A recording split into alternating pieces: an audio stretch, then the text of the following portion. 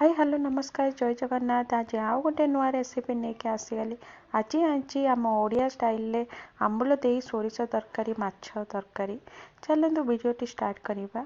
मुझे भाकुर माछ किसी नहीं से हलदी स्वाद हिसाब से लुण सोरिष तेल काश्मीरी चिली लेंबू हाफ स्क्विज करके बढ़िया से गोली नवा। गोली सारापर मुझे कड़े में सोरिष तेल नहीं से फ्राए कर नवा। बढ़िया से फ्राए करने भितर एपटे मु मसला रेडी कर नवा। आमर मुझे गोटे स्पून जीरा नहीं, गोटे स्पून कला सोरिष आ गोटे स्पून धला सोरिष नहीं, गोटे स्पून धनिया नहीं। तार टेस्ट बहुत ही बढ़िया आसे। शुखला लंका दीटा कंचा लंका मु दीटा नहीं ताकू पेसी नवा। मुझे 15 ରୁ 20 पाखुड़ा मु रसुण नहीं एपटे मो माछ भी फ्राए हो गला तो ताकू मुझे काढ़ी नेली। से भाया भाव में मो माछ गुड़ाक फ्राए करनी। आलू किसी सिझे रखीदेली। आम तो ओडिया घर आलू ना हेबनी टिके हांपुड़ापी झोलटी। तो ये माछ आलू फ्राए है मुझे कड़े मो तेल किसी देकी सोरिष किसी छाड़देली, धनिया पत्र किसी काटिकी देदेली।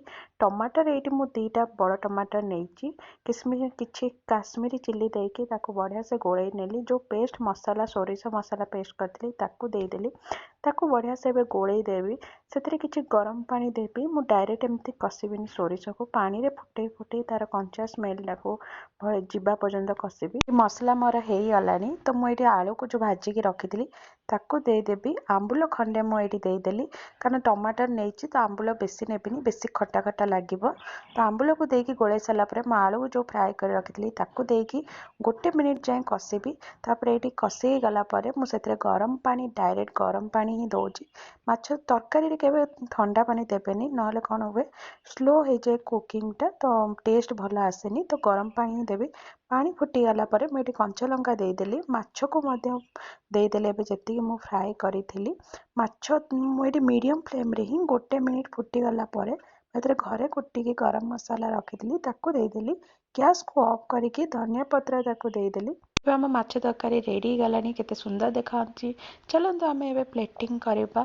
क्या पसंद सोरिष दिया बा माछ तरकारी? मते तो बहुत ही पसंद। भात रे गोले की झोल को गोले की खाइले बहुत ही बढ़िया टेस्ट आसे। मो वीडियो जदि आपण मानक भल लगे ताले लाइक करेंगे, शेयर करेंगे, सब्सक्राइब करने पे।